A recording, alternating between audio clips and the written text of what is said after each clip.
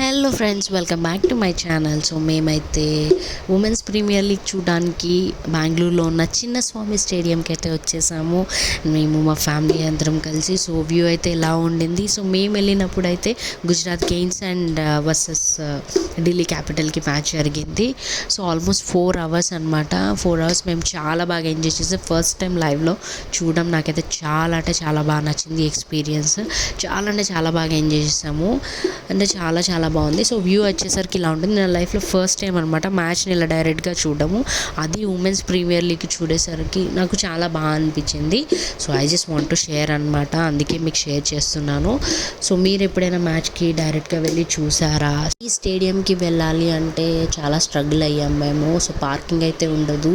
So parking వచ్చేసరికి 2 కిలోమీటర్స్లో ఎక్కడో పెట్టి మళ్ళీ అక్కడ నుంచి మెట్రో ఎక్కి అక్కడ ఉన్న మెట్రో స్టేషన్ దగ్గర నుంచి మేము వాక్ చేస్తూ ఆల్మోస్ట్ ఒక 1/2 కిలోమీటర్ వాక్ చేసి అప్పుడు లోపలికి వెళ్ళాము.